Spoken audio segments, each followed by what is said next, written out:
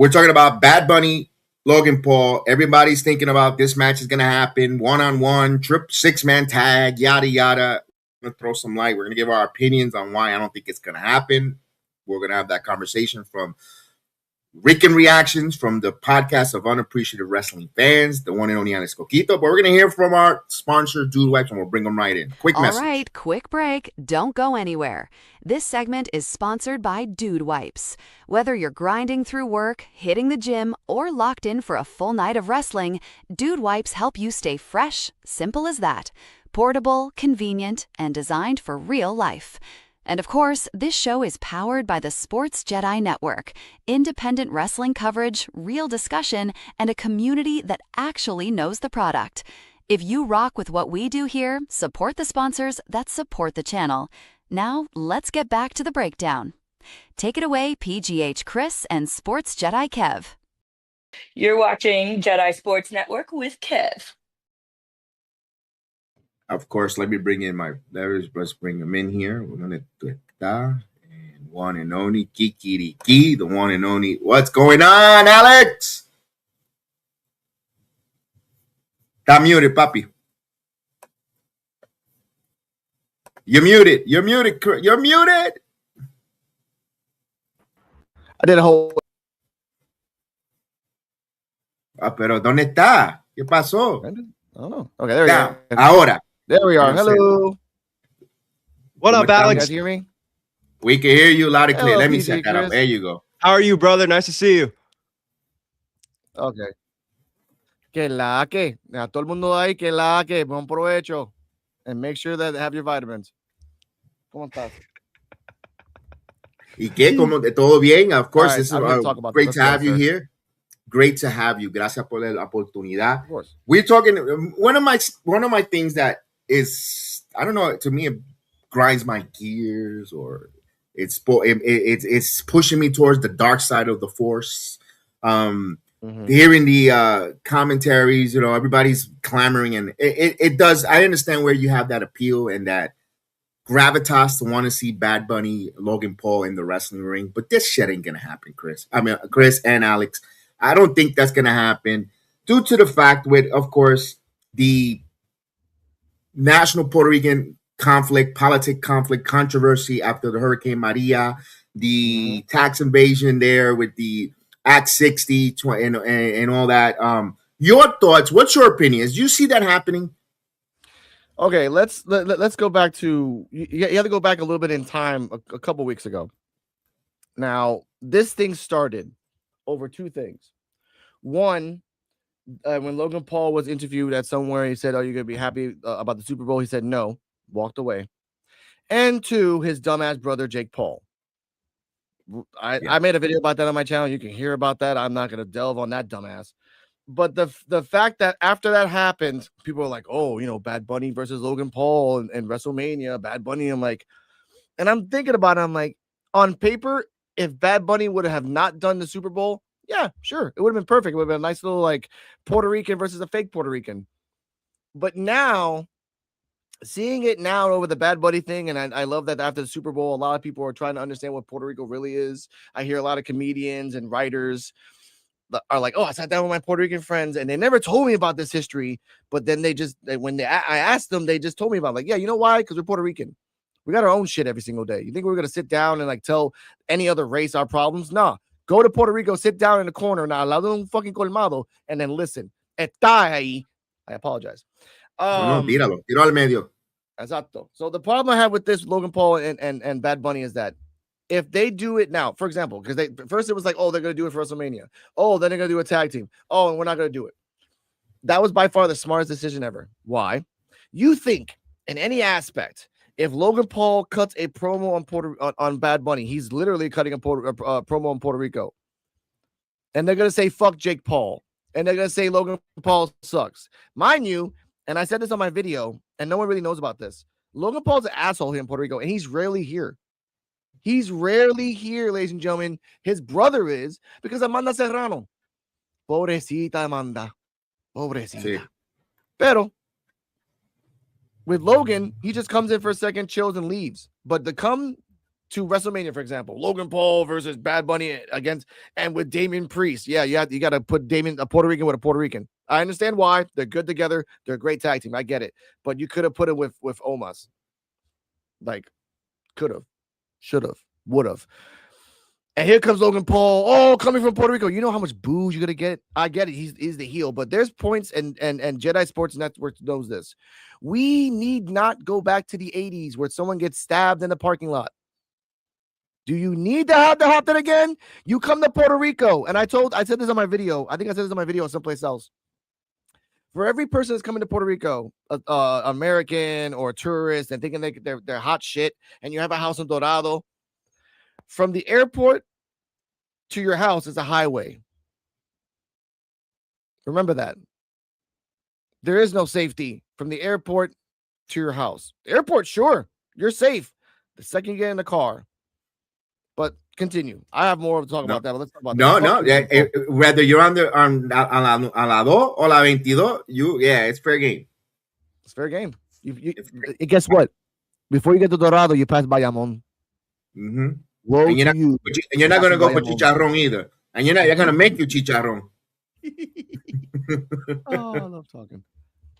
Pero no, en serio. And why do we say that? Why is that? Because during the Hurricane Maria, the lack of effort, financial help, the wear down of the island, where you're starting to see American enterprise wealthy come and buy property and not pay this different tax with the tax exemption and the Act 22, Act 60, and of course they live behind Dorado, but you see not helping the struggles. You see the rich influence moving in there and changing the culture. That's why you hear the song, que no le pase como Hawaii, changing and they want to, and it's fine if you want to invest, and I'm pretty sure the island loves the influx of tourism and capital growth, like in everything in life. But then they come in and want to change and change the culture, la cultura, la gente. And that's where the problem is. You hear that the guys like Bad Bunny, Ricky Martin, René de Calle 13 speak about not changing the culture, and it goes beyond the square circle mat. That's our point here, where I don't see, no matter how many billions or money they're going to make, I don't think they're going to put that difference in society to make good money. It's a little bit more than that because it goes deeper, ladies and gentlemen. And I'll talk about Hurricane Maria because I was here on day one. That's why we asked you on. Yeah. Okay. Well, I'll give you a little lesson because it's a wise man once said, "You will always remember your memories if they're tied to trauma or wonder. They will come to you like a television channel." So let's talk about it. Hurricane Maria happened in September. 9 months that people had no light. It intermittent months. 3 months, about 4 or 5 months, I got light back on the east side. In 2 months, the north side, Metro, got light. In 7 months, the south got light. And about 8 to 9 months, the west got light. As of now, in 2026, only about 8.6% of the island is still devastated from Hurricane Maria. That is almost 8 years now. Almost 8 years in a couple months. 8.6%. I had to look at the census and look at how many people are still without light, without water, tarps over their houses, just literally, and the roads are destroyed, so they have to go around the river every single day. We're Puerto Ricans. If you give us an apocalypse in front of us and the paradise is on the other side, we're just going to walk through it every single day. Doesn't really matter because we're on an island. Where else can you go? People forget that. During Hurricane Maria, corruption happened. We got the mayor of Ponce getting caught hiding supplies. We had the director of education getting caught by the FBI, closing down 262 schools to use those lands as property, which about 40 of them are, but the other 222 are just abandoned ghost towns or just ghost schools. It's really even in my town, there's 2 schools that are abandoned. I pass by it every single day. No one seals the windows and no one seals the doors because we're a community. Why are we going to steal the things of our own culture and our own history? We don't do that. And if any person tries to steal, they get their ass beat. Not the point. I and most of Puerto Ricans here survived off MREs for 4 months, and salchichas en lata, y arroz, and water. There was a point in time where the Canadian water, Nestle, came over here, but the water was poisoned. So a lot of people got sick and some of them died. At another point in life, they said only 54 people died during Hurricane Maria. 4,451, ladies and gentlemen. 4,451 people died, to the point that when the mortuary had no light for the bodies, they just stacked them up like plywood and left them outside and put fans pointing at the other direction. That's a fact. Women, old ladies died in their houses because they couldn't survive off the oxygen machines because there was no light for that. People got stuck in houses and died of starvation because they couldn't leave because the roads were destroyed. Then we get to the corruption of, after all that happening, the light finally came back about, like I said, 8 to 9 months later. Then the fun really started with the earthquakes. The earthquakes showed us, well, we have a lot of problems in the school. Most of the schools that we abandoned were messed up anyway. So if the schools were open, most kids would have died in those times. Guess what? Puerto Rican houses were made for hurricanes, not for earthquakes. That's a fact. After that, Cabrón Ricky Rosselló got caught with 625 pages of WhatsApp talking about homosexuality, calling us pigs, calling the women whores, and such forth and otherwise. Case in point, the administration of Ricky Rosselló, basically 100% of them have all been arrested by FBI from 2019 to now, except for Wanda Vasquez, that she got pardoned by Trump. But we'll get to that a little later. The director of schools, the director of education got arrested. The director of morals and ethics quit. Let's hire another one. Fired. Let's hire another one. FBI. The director of moral and ethics got arrested by the FBI for kickbacks. The ex-governor, Wanda Vasquez, got arrested by the FBI for kickbacks and using her power for things. Again, all this is happening. Corruption after corruption after corruption after corruption. Then between 2012 and 2020, they did Act 60, right? And you were talking about that right now. Act 20 was the point that you come over here, you got to stay over here 6 months as a residency, and then you can use taxes to not really pay taxes. That's Act 20. It got transitioned to Act 60, even though people who are on Act 20 can still use that amendment. Act 60 now is that you have to buy property and you have to give money to charitable donations. I get that. Now, you were talking about buying land and buying like houses, right? And Santurce, it is half of a ghost town because all the properties are all closed because of gentrifying. There are houses that are being sold for 300, 500,000, but there are also houses that are sold for 85, 150, 200, 90. And the land itself, you get a half an acre in a small house. You destroy the house, you got 2 acres of land for yourself. This is what I want to say. Act 60 is intertwined with the mayors of each and every town. I'll give you an example, ladies and gentlemen. My mayor is using the public disturbance law here, that if your house looks like a public disturbance, you have 90 days to claim it or to redo it. If not, the mayor takes it for himself, and then he could put it on the market for real estate.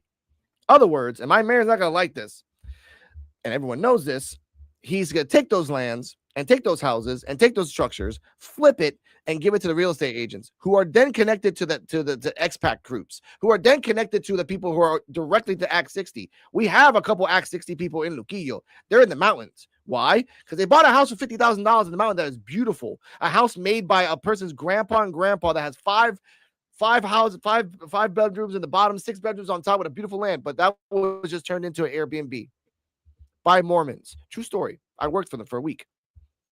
Or you take a structure, for example, my mom's house.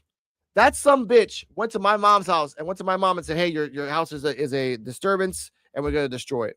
My mom said, okay, I don't like that house anyway, but I'm not giving it to you. Can I just destroy it and then leave just the base? Because the base, my grandma found a architect that made the whole base made of marble by hand in 1960 for like $500. That's got lucky. They said, no, you got to destroy the whole structure. So now my mom and my brothers and myself have to go over there, make it look like paint the pig with some lipstick and make it look good. Because if not, the mayor's going to take it. Every mayor does this in every town. You know why Dorado is called the Wall City? Because all that mayor took all those houses that were abandoned that he could have fixed, all the caseríos, all the parts that were doing, took that and just sold it to the real estate. And now it's just literally a walled city. A walled city. Act 60 people don't give it the charitable donations here. They don't.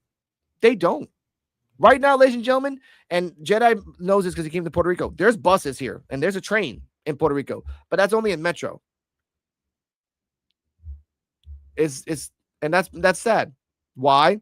I don't have a bus to Luquillo. There's no train to Luquillo. There's no public buses anymore because after COVID, all the little small public buses are gone. You can't pay $1.50 to go to Fajardo to go pay your bills. Now you gotta pay Uber. And also, what is the price at Act 60 and Uber is like this now? For some weird freaking reason. I was actually do a video about that soon. Some weird reason. There's Lyft. There's only Lyft in Santurce. There's only Lyft in Santurce. That's it. Uber is everywhere. You can literally go from the airport around the island in one Uber if you wanted to. We're bored. We'll take you around the island for 3-5 hours. I don't care. I'll do it. I got some music. I don't care. But that's the point I want to say, ladies and gentlemen. Logan Paul and Jake Paul and people like that use us, buy land, exploit us, destroy the plumbing system, destroy the electrical system, destroying everything just for their own benefit. Then they'll leave us. We have no commerce. We only have tourism, alcohol, medical dispensaries, and the ability to train you to make something here or to be something here. That's the best thing about Puerto Rico and the worst. We train you in an occupation.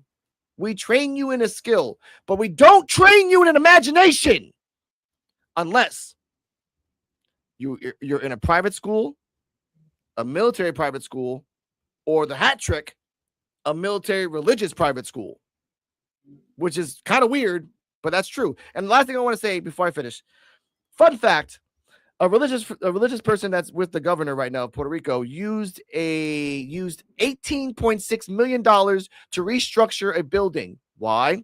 Because he wants to make it into a church. Same building that a mega pastor used and got caught from the FBI. If you look, I'll show you the pictures later, Jedi. A long time ago, there was a mega pastor that he took all that money they stole from the town and stole from everybody and put a life-size Tyrannosaurus Rex in front of the church. He put a life-size space shuttle, not a life-size, but like the Paris Vegas version, in front of the church.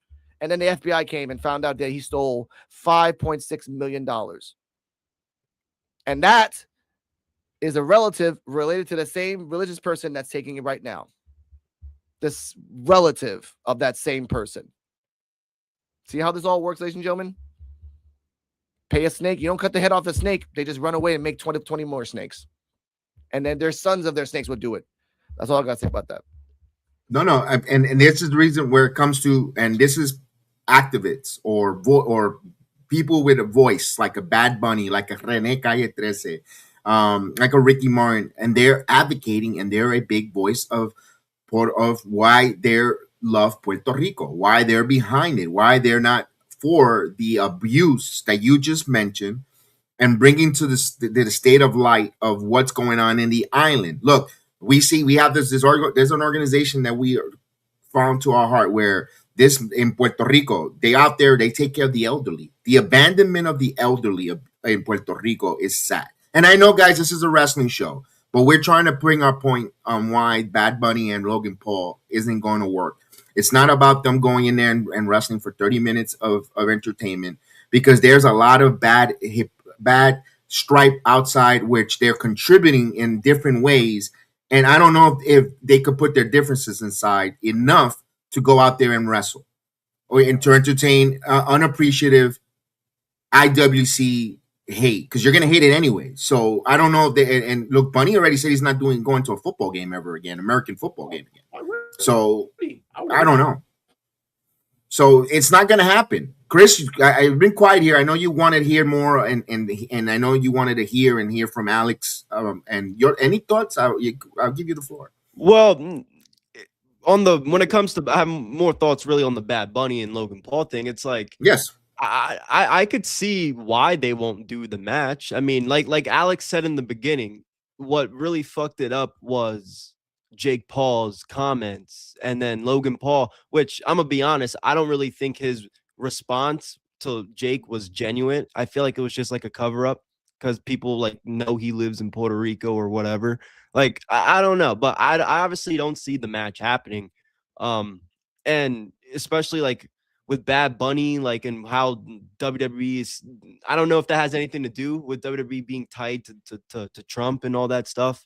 And then Bad Bunny, that all I don't know. Does that have anything to do with it? Because Trump does not like Bad Bunny, and Triple H is obviously heavy involved with. So I don't know. No, it doesn't matter No. because like Triple H was loving Trump when he fought Damien, when Bad Bunny fought Damian Priest in San Juan. It doesn't matter. Like Bad Bunny Okay. will take the money. It's just the fact that like it would Logan it would, Paul like, if is the Bad Bunny, issue. yeah, Logan Paul. No, it's not even Logan Paul. It's his brother. Like again, Logan Paul uses Puerto Rico as a place, but he doesn't really rep it. His brother does. Like Okay, if, yeah. remember, he's gonna if Bad Bunny does a promo, he's gonna bring up his brother. He's gonna Yes. bring it up, and that's the point that as an executive in WWE, you want to get those two different volatile things far away as possible. Mm-hmm. Because again, what if Bad Bunny did this in New York, Chicago, Florida, any of like the mega wrestling places, and also any of the place, dude, if he went to Philly, he's fucked. If he went to Philly, and I could ask an Invisible Woman, like, and she knows a lot of Puerto Ricans, like they don't like Logan Paul just for the fact that he's repping the flag, and now worse because of the Amanda Serrano fake Americans things, and that it's just bad booking. And a tag team, great, because like Damian Priest is like he's a Puerto Rican, okay, but like Benito's like, es un cabrón puertorriqueño. Hay una gran diferencia entre Damian Priest y Benito. Right. Different thing, not in skill, just like levels of like Puerto Ricanness. And I hate to say it like that, but like, no, I mean, dude, Bad Bunny literally did a whole residency for his thing and it sold out. Had people coming from America like LeBron to Puerto Rico for the concert. Mm-hmm. Like, yeah, no, I agree.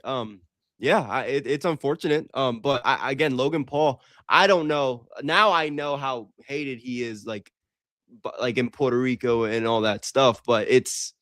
I don't know. I don't know. I think Jake really gives him a bad look now, especially after that comment he made after the Super Bowl. No, and you're right with that with Serrano too. She's like she's heavily involved with Jake. Like I don't know how people feel about her. No, they hate her. No, dude, it's just they are really spitting in her face in Carolina. She can't even go around Carolina without getting Bendio, like that's like it's bad for her because even though she made a statement, she's like, "Oh, I give all and everything to Jake Paul. He gave me the opportunity and everything, but I don't condone his words. It's not cool to say that." I'm like, you're a Puerto Rican from Carolina, cabrona, and you're gonna talk like you're fucking from Ohio on Blind Love. What the fuck is that? No, what you should have said is that, mira, he's my boss and I respect him for giving me money, but vete pa'l carajo este mamabicho para decir eso. Honestamente, que me caga la madre ese mamabicho. And he would have been like, okay, I mean, you disrespected me, but I deserve it. Yeah, because you can't say shit. Again, this is I forgot who said that. I think it was EOD or someone in my crew. He's banned in Japan. He doesn't want to get banned in Puerto Rico. Oh yeah, he doesn't. People will for like $100 and a good blunt. Honestamente. Wow, I didn't know it was like that with him. No, it was. That's why I was very passionate to get Alex. He lives in the island. I know. That's why I just wanted to. And he's living through it. It's not us reading it. It's not just ChatGPT or Gronk telling us. No, we're hearing it from someone who experienced it, who lived off of eating the arroz con salchicha or just the salchicha en lata, not having air conditioning, not having AC, not having all the comforts that here in the people in the United States are having. But meanwhile, the people in the United States have the quickest opinion and the quickest point who's bad or not when they're not going through it. That's why I wanted him on. I would love to have Demon Diva NYC because she lives over there too on and have that conversation. I don't know if she wants to talk that on our platform. The forum is open for her as well to come on and speak about this and tell us as well. I that's why I'm very passionate with all the different wrestlers from Puerto Rico, from now Alex, a good friend, and everyone else from the island, because maybe we need to have these conversations because people have this concept. Puerto Rico is a United States territory. The people that are born in Puerto Rico, they are United citizens at birth. They're not illegals. They're not outcasts. They have a social security card. They have every benefit everything. They could come and go into this country, in and out anywhere with the blue passport. They're not, and we keep getting treated like second-class citizens. Enough is enough with it. I think, and this is my opinion, only, it's time for them either to be a statehood where they could vote in the presidential election, not limit them as well, and have a voice said on who represents this nation. Now, the piggyback on that real quick, that would work if two things would happen. Two things.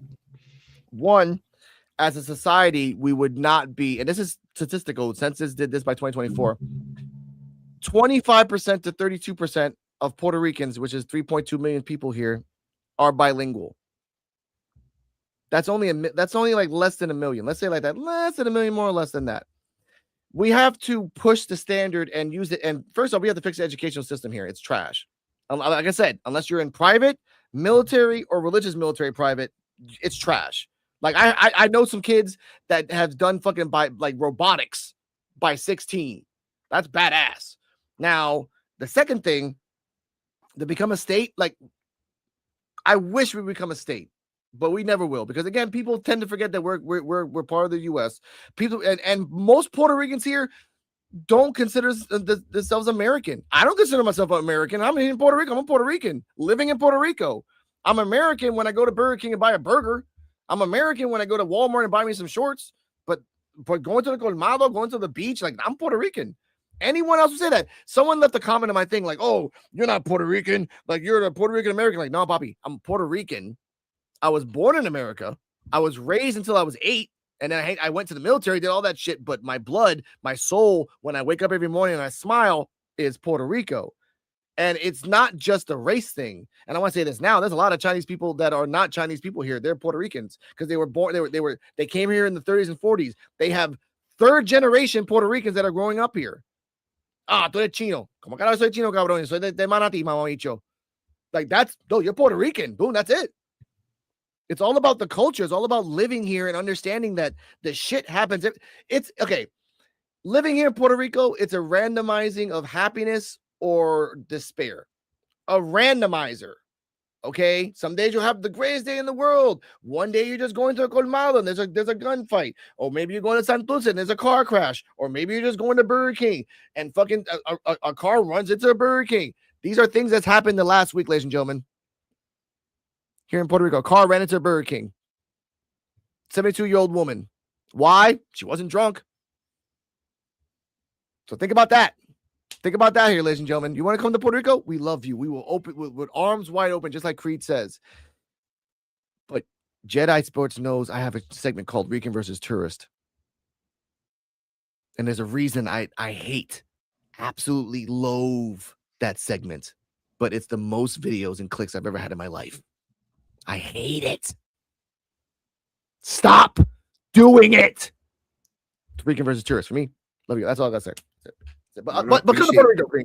You'll have fun. They will treat you like a king. You give respect, they give you respect. You give respect the second you get off the boat, they will treat you like their own brother. They will bring you to their house. They give you the shirt off their back. Now, if I went there, because I without my parents and I was like, yo, my parents are from there. They give me respect. Yeah, like what part? And I speak part? Oh, gee. Yeah, because okay. it does. If you try to rep, then yeah, like we're like no. If you say look, my parents were here, I want to come back home to Puerto Rico and do that. Yeah, you can.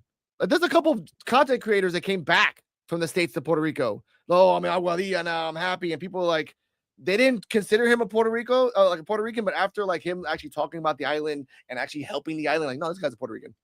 This guy's a Puerto Rican. Because if you give love here. They will give love back to you. There's always going to be haters, no matter where you are. No. The majority of us will always give you love here. That's the best thing about this island. I love Puerto Rico. I've always had great experiences. I used to go every summer, so fun time. Yeah. Just don't go to Bayamon. I get flack for saying that every single time. I don't go there, dude. There's memes. God, I got my specific 3 locations that I go. Okay, I can guess too. Probably Culebras, probably somewhere in Santurce, because that Placita Santurce fucking shit, it hits. If you're single, you ain't gonna be single that night. And probably, and I would say this, La Cuevas de Camuy. Go to Camuy. There's some beautiful caves in there. It's awesome. There's a Taino symbol that literally etched by Tainos on the. It's quite beautiful. The food is tremendous. You will get a bacalaito twice the size of your head for $5. See, I And used do to it. go to They'll do it Crash right Boat when I there. was a little kid. I used to Oh, go to Crash Boat Beach all the time when I was a kid. So and this is before the hurricane took down that yeah. the long bridge across. That's my childhood. When I used to go visit Puerto Rico, that's my childhood It's still beach. there. It's Crash Boat. Yeah, but the wall's not as long, right? Because of the hurricane. No. It's. I have to put my fingers here. It's gated because of safety, but you can Oh still fit man, in it there. wasn't like that when I was no. They fixed it. Oh, They fixed it because there was a couple of deaths oh over the okay, years, and they're cool. like, Maybe okay, I we have to gotta go. fix this. Maybe I Yeah, have they to go fixed back it. there next summer. Oh, cool. That was my favorite place as a kid. I used to go every Oh, summer. it's awesome. It's still there. Like I would recommend for you, if you get off the airport, go around the island from San Juan to Aguada to Yeah, we flew my family. We used to fly the kites right there Woo! in And the in yeah, Porto. dude. They My still do it. dude, we've done it all. We've done it all. Mm. See, And have fun. I always rep. I always got the flag back here. I always rep. It's I always never here for lived you. there. I never lived there. My parents are born and Yeah. raised there, but I like to go there. Me and my uncle my brother like to go there. Here in Puerto Rico, my mom said this when I was young, and it resonated to me. This is how the life of a Puerto Rican. You wake up, you thank God that you're awake and alive. You go to work, you do the grind, get off work, you cook or you clean, you sit down, you enjoy the 2-3 hours of happiness that you can get, and you go to sleep. That's your cycle. That's Puerto Rican life. And it's quite simple. Some people in my life don't like that because, like, well, it's too simple. Simple works. Just that's the time of the old day. Like, you still, you like, only in this world, and not only in this world, but only in Puerto Rico that I can understand that you can go to a supermarket and then see some chickens and some ducks and some pigs outside, and they're not owned by anybody. But then you can go to a metro area and dance and boogie and everything, and then the next morning you see a pig knock over your trash can. Like, what the fuck? Like that's Puerto Rico. Like, we're just crazy but simple. So like I say. Alex, appreciate that. Was great insight there. I love the fact that we shed some light on the beautiful island of our heritage. Also, everyone know about that, and the misconception that some people might have is, I'm not going to say that we're asking you to totally change your mindset, because there's a lot of stereotypes, out there, for right, wrong, and difference. But we're just telling you from the experience that people live, like an Alex in the island, like us as being a heritage from Puerto Riqueño heritage, and bringing that culture, not forgetting about our traditions, our culture, our heritage, and how important, why we get so emotionally behind when we see La Bandera Puertorriqueña, and why we love it, and why we are behind it. That's the reason why I wanted to bring that light, and why I don't think Bad Bunny and Logan Paul, for many reasons, are not going to stop wrestle. People say, "Oh, because," but now we're giving you a reason why. How much, and these things that we think of, Bunny kind of, you can see what he talks about. Talking about lo apagones, the people working the sugar canes, and the culture. Even the culture in the United States, from the different towns, the cities in New York, and all that. The struggles of the from 1960s and 50s, from the from all the Puerto Ricans coming to New York City and growing up, and all the different struggles and all that. He hasn't forgotten. That's why it's something that I wanted to bring to light. I appreciate that. Thank you. I always tell people, like, find your dream, find your happiness. Like Bad Bunny said, like, every Puerto Rican here cried when that Super Bowl happened, because it was something that we never expected. We never expected a Puerto Rican to be on the stage, and completely in Spanish. Completely and utterly in Spanish. I mean, mine is Lady Gaga, and apparently, cryo frozen Ricky Martin, wherever the hell he came from, because he looked like 30 years younger with the hair dye. But love you, Ricky, but I don't know what the hell you did there. It hit me, and I thank you guys for letting me on here. Again, we're all part of a family that just wants us to grow, and I want people to understand, like, I am a Puerto Rican living here, but I'm not a, like, oh, America. No, I am an American, but I am a Puerto Rican at heart, and I understand that living here and going back and forth, there's benefits and curses, but understanding that no matter where you are, Puerto Rico, Philly, Ohio, Canada, Los Angeles, you find your home, you find your culture, you find the people that love you. Never let that go. that's worth more than gold, diamonds, and Kim Kardashian's ass. Pre-Kanye, not post-Kanye. So that's all I gotta say. But I also want to say an announcement, if I could, sir. Like it's because we're all part of a specific network. I've just been informed by Evil Dose that me and EOD Wrestling Hub 33 are going to be the new host of the Evolve Wrestling podcast on the Wrestling Soup and Friendos network. And the new title, The Evolve Effect. And it will be a 1 hour guaranteed-ish, not craziness, short version of Evolve. I say guaranteed-ish. So I'll put that out there. That's just right. We're part of it. We've been participating lately. New this week with Wrestling Friendos with Jeff Lipman. Appreciate him a lot. He's been really awesome to work with and deal with. Good dude, opening up the doors there. Throw some TNA content, AEW content, heading that way for Wrestle Soup and Friendos there. So yeah, we appreciate being part of that collaboration, being part of that family, being part of the Evolve family as well. You guys, been waving that flag for Evolve on the PUWF podcast. Please take a moment to go and check them out. Follow. Of course, so NXT time with D-Walk. Of course, tonight they have a live, I believe, at 9 o'clock Eastern time. Yeah. We are having a live. We wanted to ask you if you wanted to join. We're going to talk about the Stephanie Vakir and the supposed, I have to say supposed and allegedly guy that almost did a femicide on her. Like, there's a big story. He just got out of jail. He just got out of jail like 2 days ago. And he's saying that it's all a lie. He's going to get a lawyer. Like, he's on this.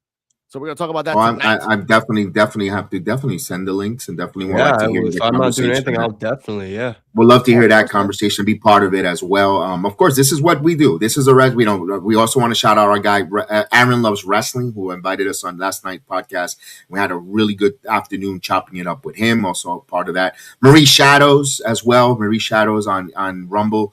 She breaks things down. One of the many fellow Boricuas, New Yorkers out there that are doing her thing in not just in the shadows, but now taking it to the light. So wanted to give her a shout out as well. Really love this here. Since I got you here, Alex, can you give us a breakdown of Evolve this week that just passed? Because we don't have an Evolve corner. We don't have an Evolve breakdown. I would love to hear what's going on in the world of Evolve. Okay. In the world of Evolve, episode 48, we had Chewy Martinez, who's a fat bastard who sucks. He was in the beginning of the show, taking out Kendall. I'm sorry, I have Chewy Martinez hate. That's on me. And he's a fellow Puerto Rican too, but Bobby, just because you're Puerto Rican doesn't mean you're shit. You are. Kendall Gray and PJ Vasa came off with the contract signing. PJ Vasa made the stipulation, which is kind of weird that the opponent, not the champion, made the stipulation of a street fight. PJ Vasa attacks Kendall Gray and leave it like that. Blake Howard is the new commentator of Evolve. Robert Stone has left to go to do interim GM manager. Peter Rosenberg has automatically turned heel. And one of his sentences, he said, I went to the powers that be and wrote down a petition to get Robert Stone fired immediately. Just me, no one else. I'm like, damn, that's messed up. He was your partner for so many episodes. Dante Chen versus Brooks Jensen. Brooks Jensen looks like a woolly mammoth from the 80s, but really good wrestler, slow, building up.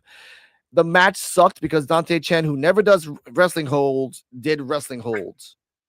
Yeah, exactly. Yeah, don't even get me started on that. Terrell hates Dante Chen too. I love Dante Chen. I know you love Dante Chen. Terrell does not at all. Brooks Jensen, also coach FCHW, hates Brooks Jensen. So now we have I'm making a poster soon called the Unwanted List of Chewy Martinez, Dante Chen, and Brooks Jensen behind an apocalyptic world. Like, that's the unwanted list of wrestlers that we just don't want on Evolve. After that, but Brooks Jensen won using his new gimmick that he's using his knee brace as a weapon to do like the jumping backbreaker.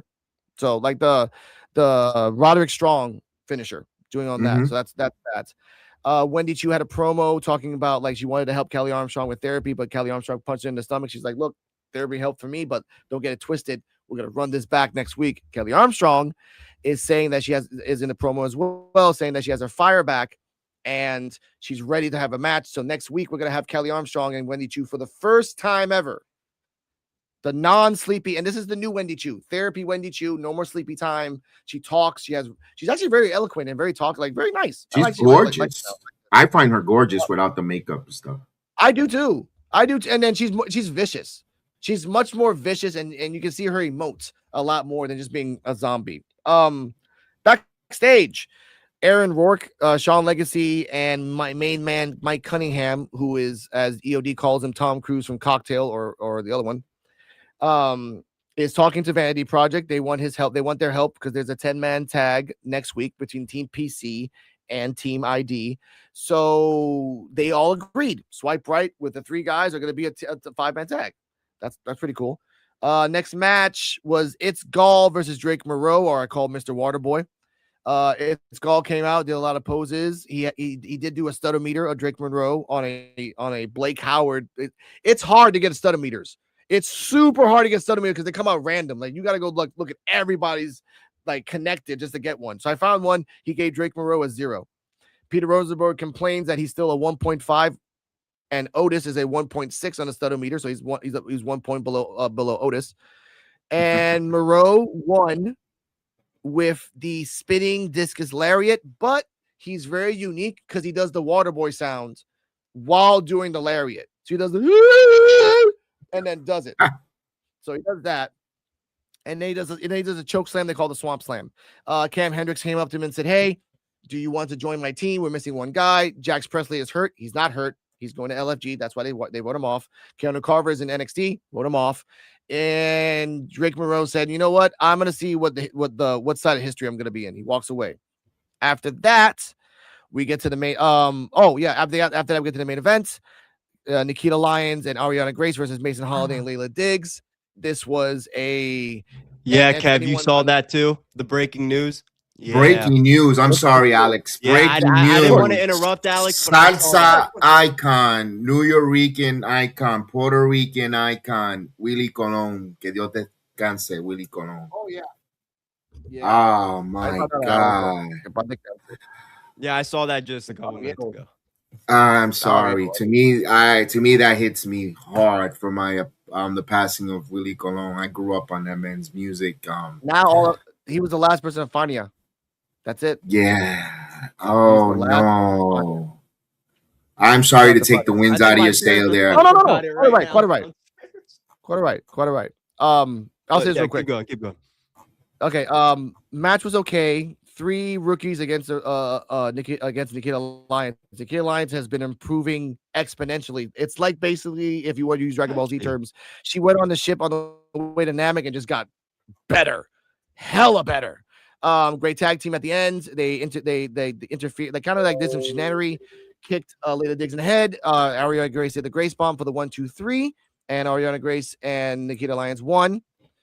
And at the end, Tate Wilder came out and said, "Oh, there's a 10-man tag coming up next week, so I'm going to be the special guest referee." And on the Evolve podcast, I call him the Snitch because he doesn't do wrestling anymore. He just like snitches on everybody. Like, "Oh, hey, there's someone. Hey!" I'm like, "He's just a snitch, bro." And that was Evolve. So next week is going to be Kelly Armstrong versus Wendy Chu. Is going to be the 10-person tag, and Harlem Lewis is going to fight Brooks Jensen on Succession. That's in 2 weeks. That's the Evolve podcast. Also, Chewy sucks. I've been hearing that Nikita Lyons has been improving it. Our guy Aaron Loves Wrestling here, who had us on his show yesterday, he said Nikita's improving a lot too. So maybe I might have to check her out to see what she's doing, Kev. Exponentially. Okay, to give you a reference of when she changed, find the Wendy Chu versus the Nikita Lyons match. From that point on until now, she's been working exponentially better. Her kicks are better. Her moves are better. She's crazy. She's literally the Joker on Evolve. She'll say whatever, and on top of that, she's the only one, except for It's Gall and Drake Moreau. She's the only one that on her programs on Instagram, it all connects to Evolve. It all goes back to her show on Wednesday because she knows that, hey, this is my show now. Hey, I'm going to make everyone come to my show. But yeah, she's great. She's great, dude. Check her out. Like, it was a good match.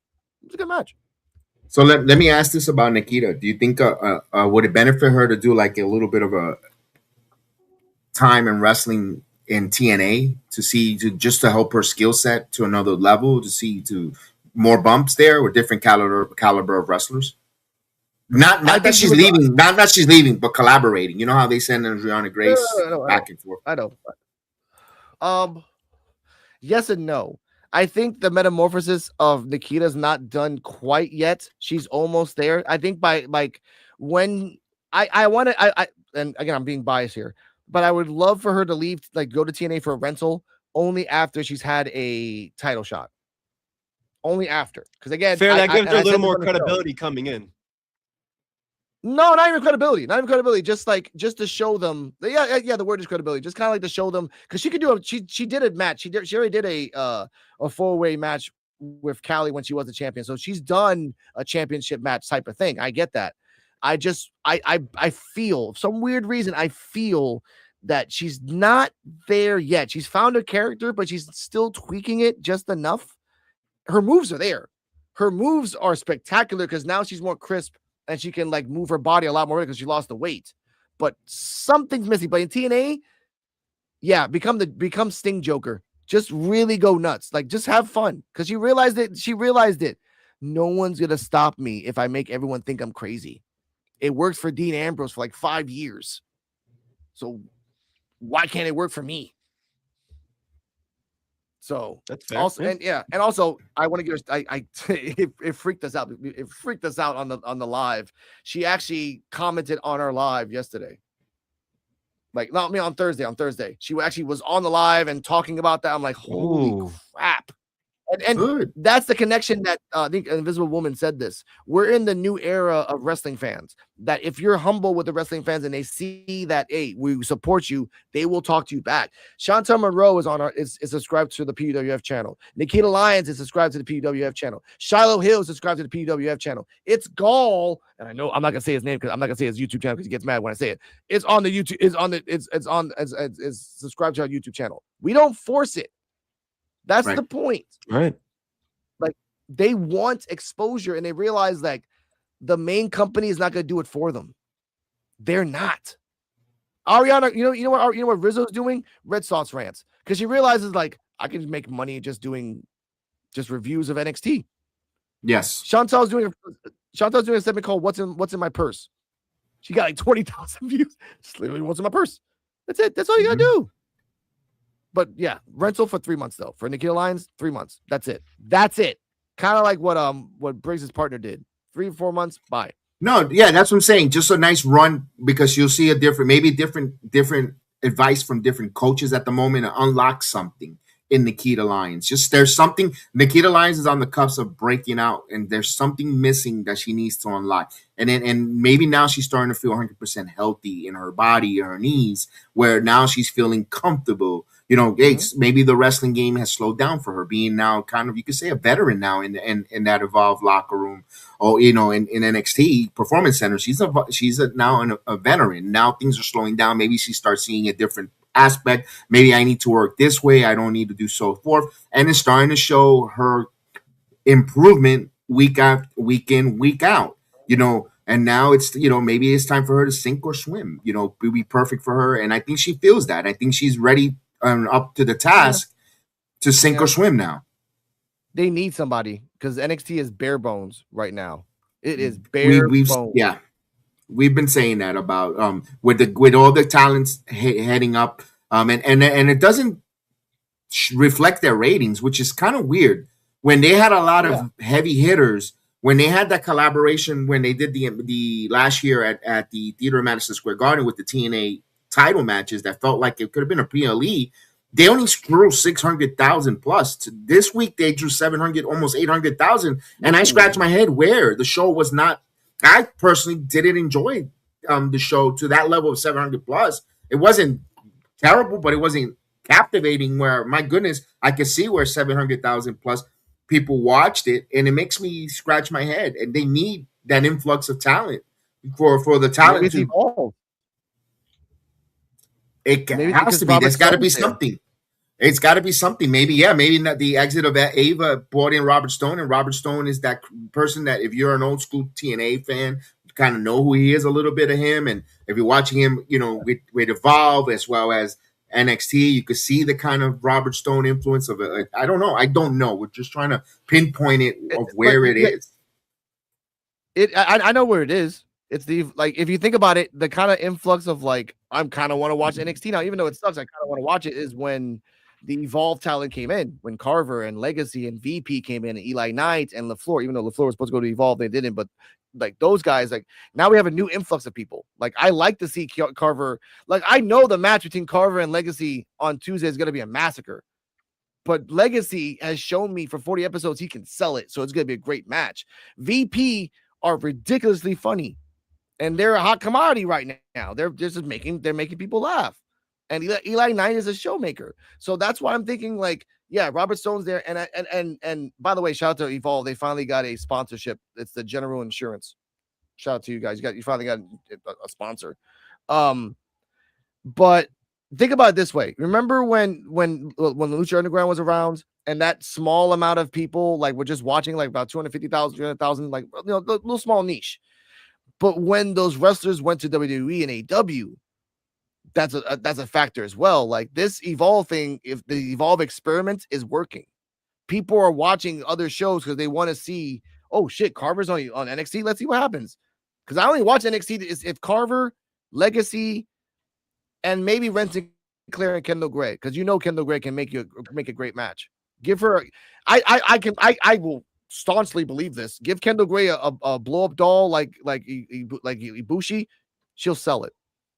She will sell a match, and that's what you need right now. People that can sell a match, and they have it in a sense in the men's division. On the women's, no, they ain't got nobody. And I swear to God, you better not take anybody from Evolve. No, we're just getting back Aria Bennett. Yeah, she's great. I love her. I think she's gonna. Yeah. Ariana Bennett is just awesome. Her back. She is so athletically gifted. I said Kelly Armstrong has to be on, and I hate to say this, she needs to be on NXT already. Yeah, she needs to be. So does Kendall. But those two, that's it. I would back in the day, a year ago, I would say Wendy Chu as well. 1 year later, no, Wendy is Evolves her home. Evolves her Puerto Rico. She ain't leaving. No, and it makes sense there because she's helping tell stories and helping the wrestlers learn how to tell stories with her. She's right now elevating. That's her not by pins and losses, but elevating with making you care about her opponent in the ring across from her because of the way she could tell a story and Evolve. I totally agree, and I can see that as well. Why she's important there in Evolve going forward.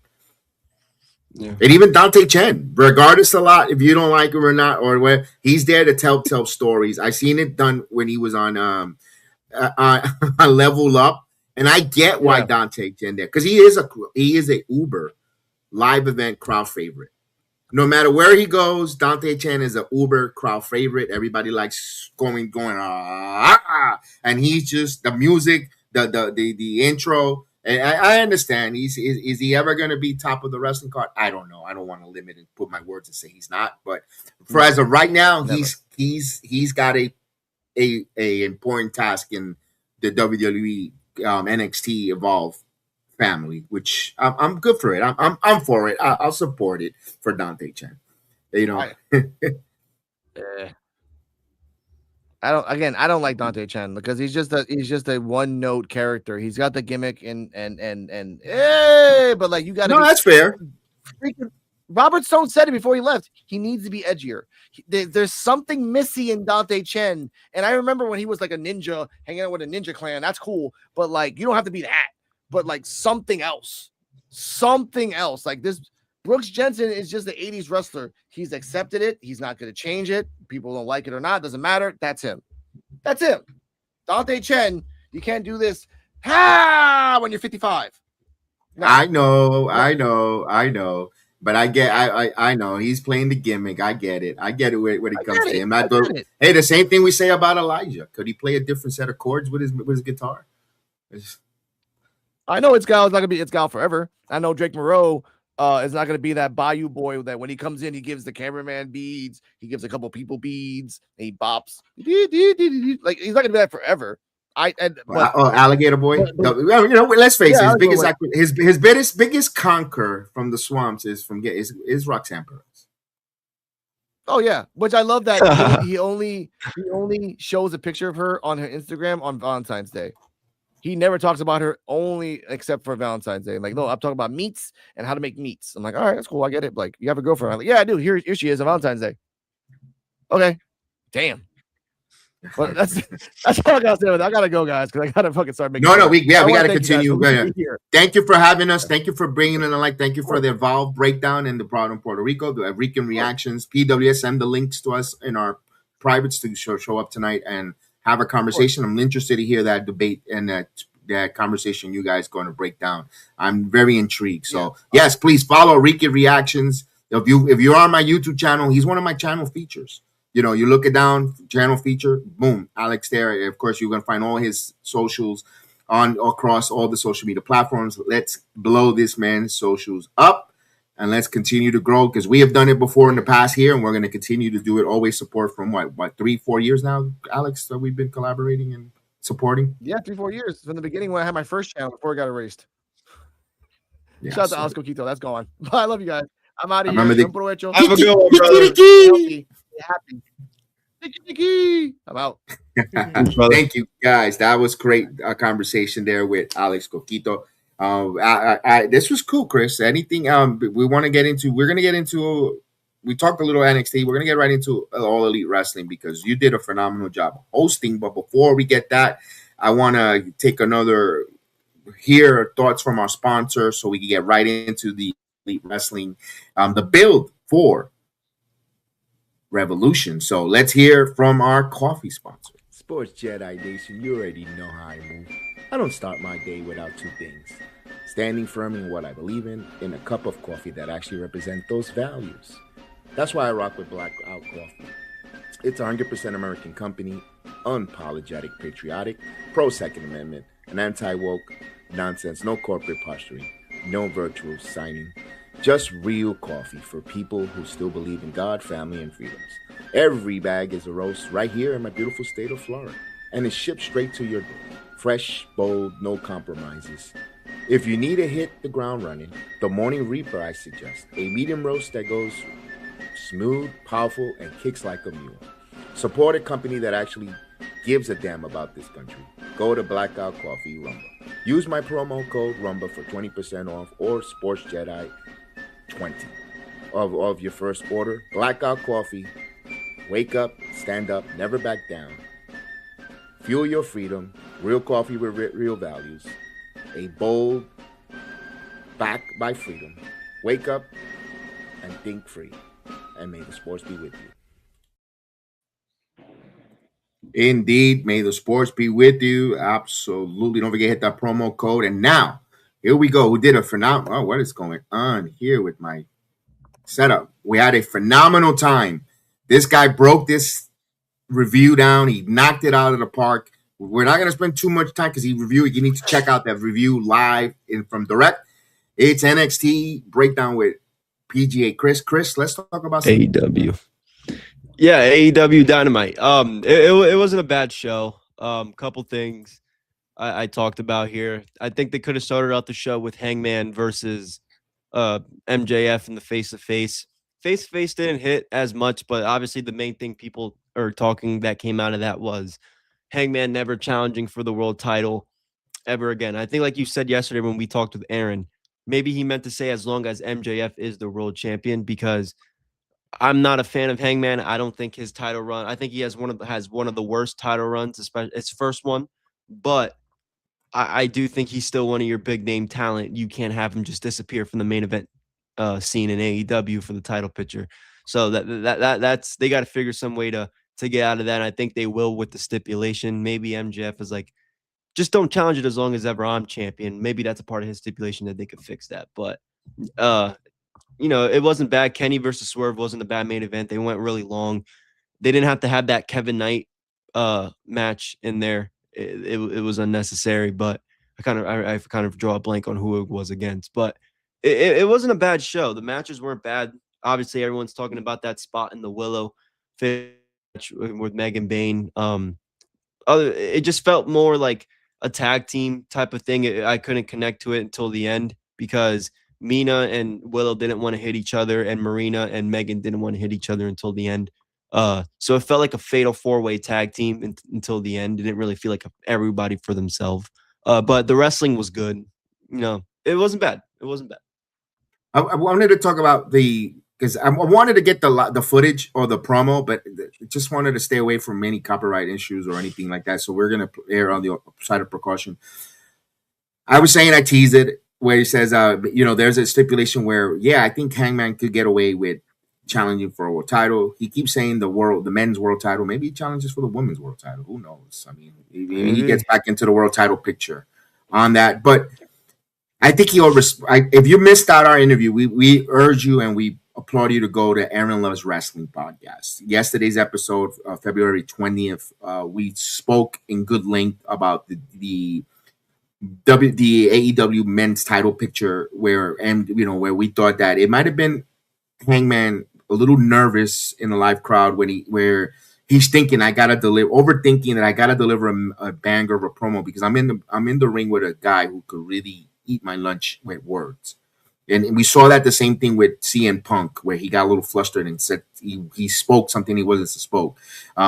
We even made an example when it's supposed to be MJF who's supposed to put the stipulation to this match, and then Hangman blurs it out like diarrhea in the mouth. Texas Death Match. Well, can we wait until next week for MJF to put that out there? You're the cowboy from Texas. I'm gonna beat you in your own game, Texas Death Match. But he blurred it out. Like, I don't know if there's a nervousness that comes upon Hangman Page. Being in front of like how he gets that deer in the headlights with his words. I don't know. Maybe that's what it is, and he misspoke. Never challenging for the world title as long as you're champion. Maybe he misspoke. I don't know how they're going to walk that back, unless if they're going to actually have Hangman win the title and have a 24-hour or 48, whatever, 72-hour of him champion, and then Dynamite MJF wins it back. I don't know. I don't. Yeah. I hope they it's don't. going to be lame. I know. I can hear the negativity of that thought process, but that's the one way of protecting the cowboy. And look, and I know the IWC says a lot of negative hate about the guy, but Chris, the guy, I didn't see a whole fan base rally behind Hangman, being the one to beat Moxley. Everybody was behind this guy in Texas. Everyone loves him. Everyone loves to jump on the Hangman horse, no pun intended, to ride him as the babyface, as the chaser. But then I don't know what it is that the minute the guy becomes champion, everybody jumps off his bandwagon and wants to book the title off of him. What is it with Hangman? That's a good question, because I feel like I only wanted Hangman to beat Moxley because we needed somewhere to go with the world title. I knew Hangman could bring that back. But I don't think that we've seen Hangman go against a lot of people. And he's a pillar of the company. His first reign wasn't great, and I think it's because the people he's going to the ring against are better than him. When it comes to working on the mic, face to face, he looks like a deer in headlights when he's in the ring with somebody that's better than him. When he's with somebody like Swerve, who I don't think is a great in-ring promo either, at sometimes, he works well with Hangman, and they have a great feud. And when Hangman doesn't try to scream and try to make his point across that way, he's better. Because in his Swerve feud, he wasn't doing that. He was the calm cowboy badass Hangman. He just likes to switch his persona a lot of the times. It doesn't connect with me sometimes. But I think MJ, Aaron, I would slightly disagree with your comment right here, because look how much interesting AEW is, Dynamite specifically, with MJF as your world champion. He's the guy that you need to build that company around. I think MJF's the bigger draw. No, I agree. And we're getting into Wembley season. We don't need to flip-flop the titles right now. Will Ospreay's coming back. They had a great match at Wembley 2 years ago. They could easily have another one in the main event right now. You have to keep MJF as your world champion. Can I ask this question? Could that suggestion work though? Like, we all know Revolution is going to sell no matter what. The building is already almost close to sold out. AEW you mentioned, and we said this time and time, and does great when it comes to pay-per-view numbers and viewership. What's hurting right now, or it's not really hurting, it's seeing a little bit of an increase with MJF as world champion and the viewing on the television week to week, whether it's Max, TBS. The ratings are not great, but they're not dismal. They're not going the other direction. They're either balanced or they're increasing. Yes. Wouldn't you leave that night leaving or having Hangman win it on Revolution only to MJF win it back on Wednesday? Because now people are going to tune in Wednesday for the rematch. You make a big deal the way Tony makes a big deal on Twitter and the buzz that MJF gets his rematch, or he's hell-bent, whatever finish it is, and then he wins it back on Dynamite on Wednesday. I know it's shits on the pay-per-view, but it's my only. People are going to shit about it anyway.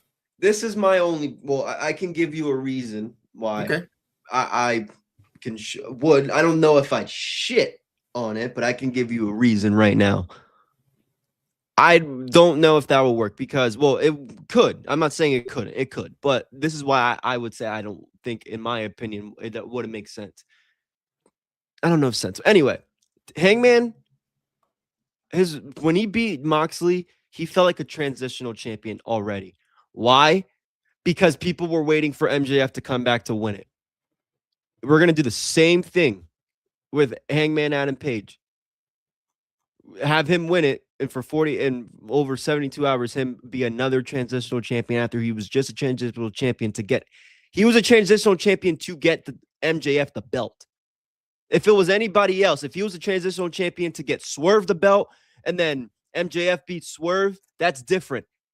Hangman was the transitional champion for MJF.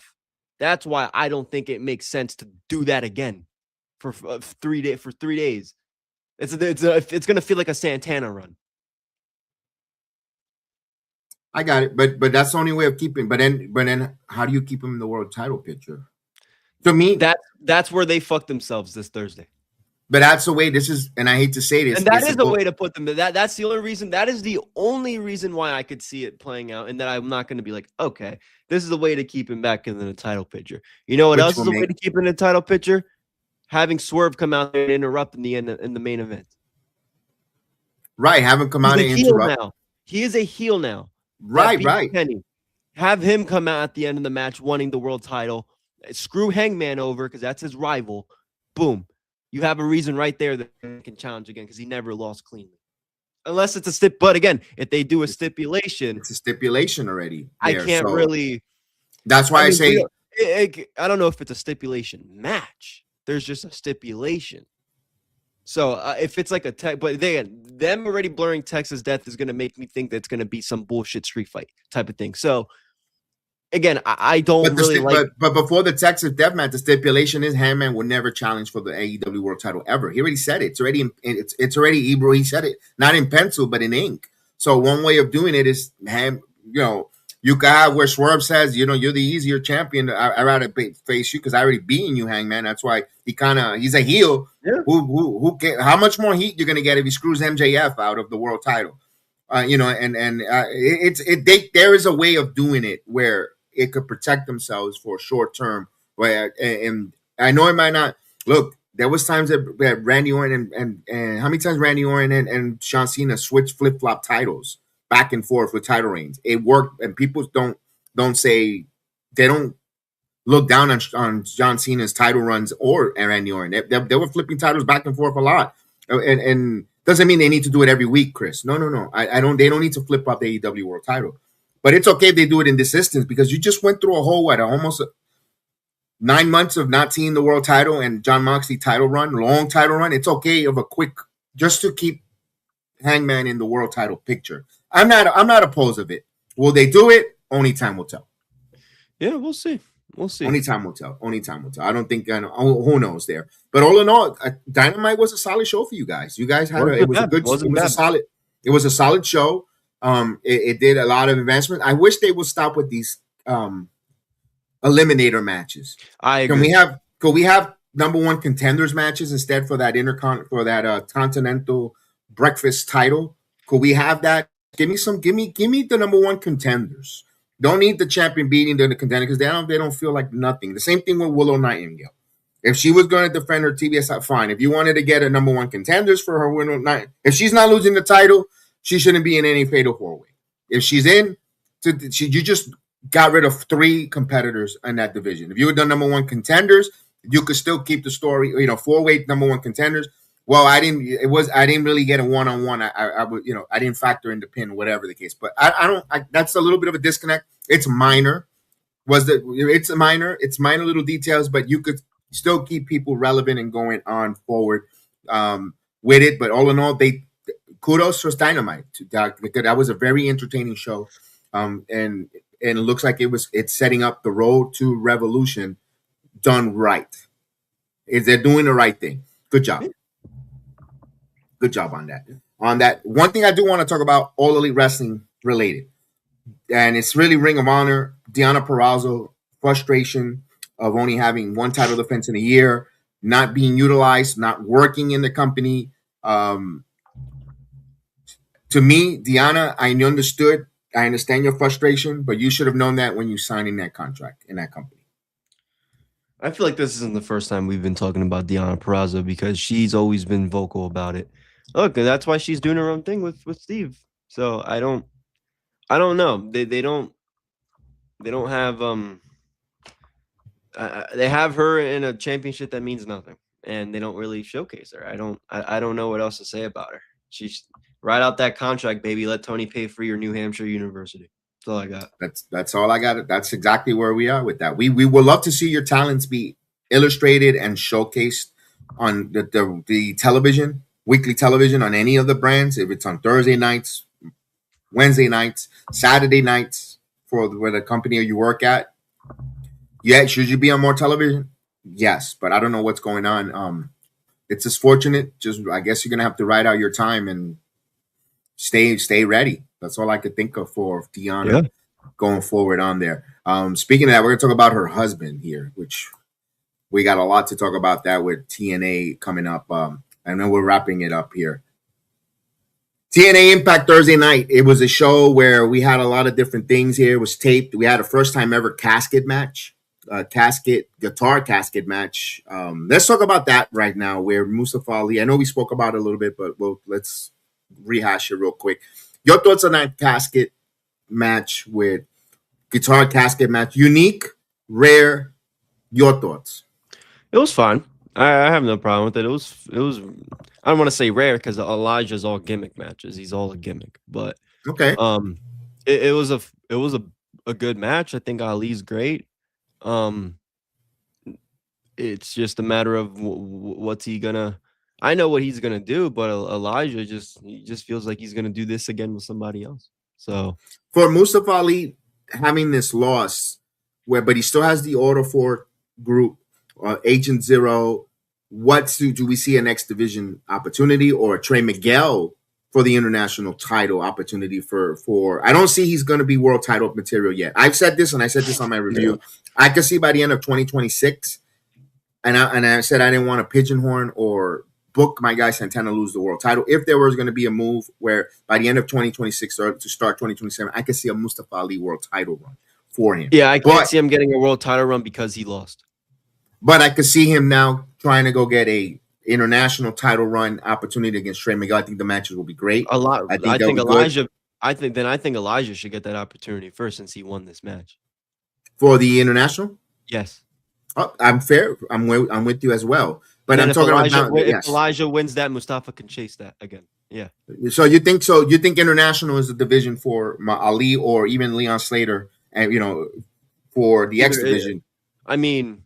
I think obviously Mustafa fits more of the X division. Okay. I think Trey Miguel fits more of the X division. He's literally X division. He's if I don't have to think of Leon, I think of Miguel as your X division guy, and he's your international champion. So they're proving me that anybody could win that damn title. So yeah, you could have Elijah win it. I think he should win it before Ali wins one because he won this match and they could fight it for it in the future. I like it because also the international title would love to see defended on different brands, because it's called international. We'd love to see it here, pop up there. Shiloh got it defensive. got defended. Shiloh Hill. Yeah. I If Elijah wins the title, give him the brown leather strap for Elijah. Oh my God, imagine Oh that! Because yeah, I like the custom. Speaking of that, I love the customary green title for Trey Miguel. Came out with yeah. that. That's cool. That was a very nice look for to kick out the show there.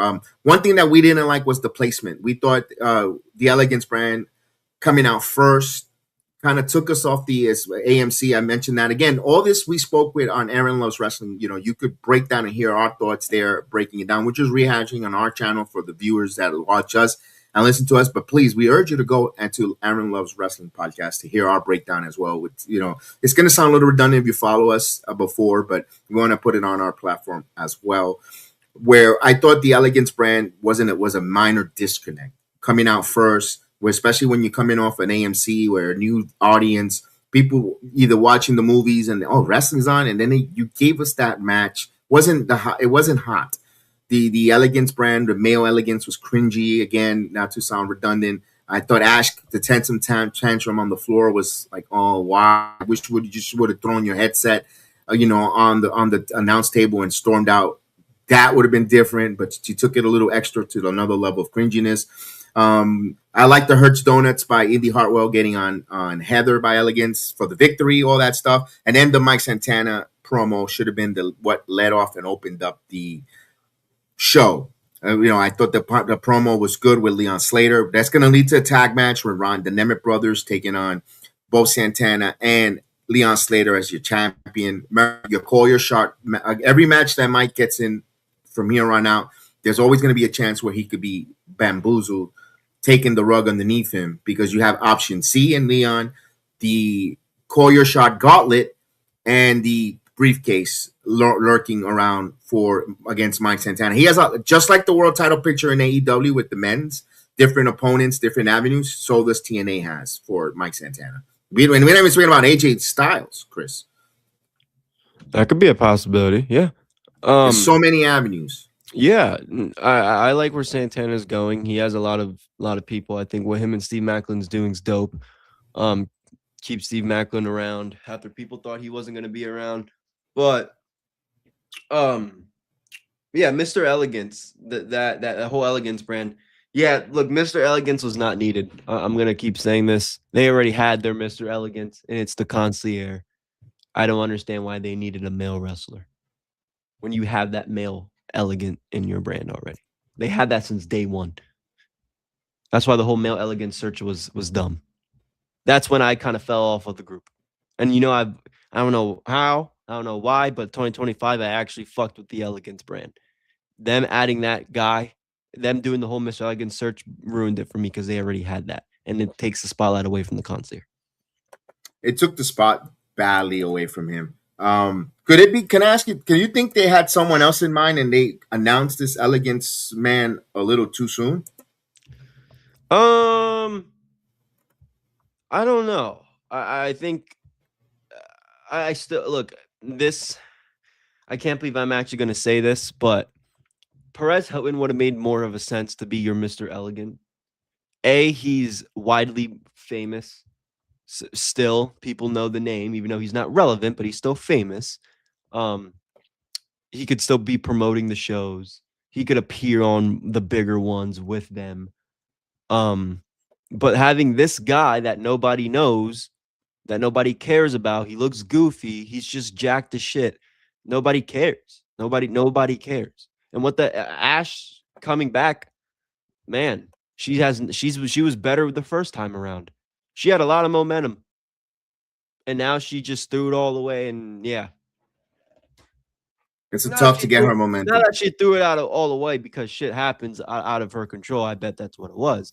But she has not, it's not like she was out for years or a year. So I don't know what happened. I know what happened. Her fucking Lacey Evans, and Paige Van Sant happened.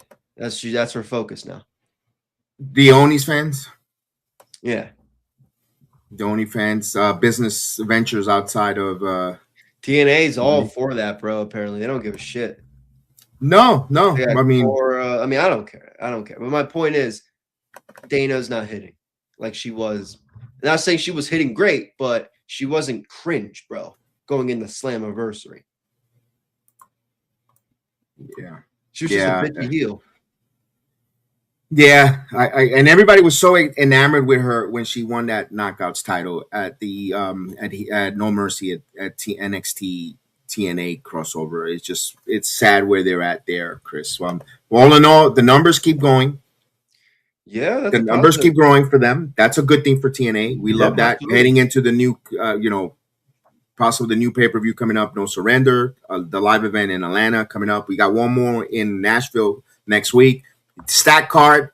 I've talked about Mance Warner, AJ Francis, that feud. I'm enamored, rich, ready to go see that, ready to sink my teeth into that feud. Hopefully they're gonna AJ Francis and Mance Warner are gonna knock it out of the ballpark. That's gonna be a feud when we be like, holy shit, this was great for them. I can't wait for TNA, and we're gonna continue our support and love for TNA Impact Wrestling week after week here on the Sports Jedi Network on our channels. Don't forget Wednesday nights immediately after Dynamite, Chris does the live instant reaction of your Dynamite show and so forth as there. We're taking the watch-alongs to Rumble and Kick. We're gonna hold off on YouTube for about 2 weeks or a week or so, and then we'll probably be back for Elimination Chamber on YouTube and so forth. We're gonna you can see it with us there on there. I think we're gonna do that. PLEs. Yeah, PLEs. Elimination Chamber. Hopefully, it's pretty. We talked about it earlier in the show. I'm looking forward to see how that show ends. That's how I want to see. I want to see when we I don't want to go expectation. They need a home run. This is literally bottom of the ninth. And please, they need a home run. Please do not compare it to last year's Elimination Chamber. It will never it will never live up to the expectation. Have a different mindset. This is a different blank canvas. If you compare it to last year's Elimination Chamber, you're going to be mightily disappointed. That's all I got to say when it comes to that. Don't forget to follow all of us. PGA's Chris TV Productions, also here on the Sports Jedi Network, all his social media platforms. Don't forget his sponsor, G Fuel, Fuel Up, Energy Up, gfuel.com. Of course, PGA Chris 20, save on G Fuel, as well as Blackout Coffee, American Made, Pro Second Amendment. Go to blackoutcoffee.com/rumble. Save 20% off your first order or my referral code, Sports Jedi 20, and save more. And we are sponsored by Dude Wipes. Dude Wipes, stay fresh, stay clean, stay match ready. Dude Wipes and the Sports Jedi Network, wiping out the competition. We got some more affiliates and sponsors that are coming our way. We're not going to load you with them, but they're willing to help us grow. Dude Wipes. We don't ask you for super chats. We ask you to, but we need the sponsorship. We need to grow somehow financially, and we appreciate everyone. But finally, for me, for tonight, don't forget we're part of the Wrestling Super Friendos. Thanks, shout out to Jeff Lippman. Appreciate you there. Alex Oquito, the PUWF podcast, for coming on. Marie Shadows in the Shadows. Aaron Loves Wrestling. Appreciate you guys. For me, I want to leave this here for us because we spoke about this with Alex Coquito. Rest in peace to Willie Colon. Who is Willie Colon? Willie Colon is this New York, Puerto Rican salsa from Fania from the 70s. Sang many hits, many cultural hits. If you're a young man from my generation and even now or beyond, his music was inspiring. So many from Idolo, from so many El Malo, his record teaming up with Hector Lavoe, the trumpet man of salsa, with New Yorican, proud, lived in the Bronx, lived in New York always, ran for mayor of New York City. This guy, composer, musician, humanitarian. Rest in peace, Willie Colon. Guapea Willie Colon en los cielos. Y hacer la música, salsa, que Dios te bendiga, tu familia. Thank you for the music. Thank you for the childhood memories. With his music, when I hear his music, he's like a soundtrack of my childhood. All that there. So, Willie Colon, que Dios te bendiga, que Dios te descanse, que te descanso en las glorias. So, Chris, appreciate you tonight, this afternoon. Thank you so much. We'll see you next time here. Hit that like. Yeet. This is Sports Jedi Network, the fan-powered, creator-driven home for wrestling, combat sports, and major New York sports talk. Hosted by BX Sports Jedi Kevin, your rapid-fire, high-energy commentator, alongside a crew of passionate young men and ladies bringing the heat every single show. We cover it all: watch-alongs, live reactions, recaps, interviews, and debates from WWE, Raw, SmackDown, NXT, AEW, Dynamite, TNA, Thursday Night Impact Zone and specials, UFC Time with Austin, plus full coverage of New York sports talk. And yes, we tap into the galaxies of Star Wars plus the worlds of Marvel and DC. Breaking news, rumors, fantasy booking, hot take debates, plus major collaborations with PGH Chris TV Production, Wrestling Soup and Friendos, Garden of Thought, PUWF Podcast, Hello Media of the Samuel Lyon TCP Podcast Group. We're fast-paced, we're interactive, we're built for live chat energy and real fan community.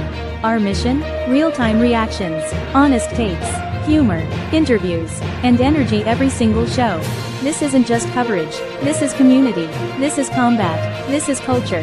That's Sports Jedi Network. May the sports be with you.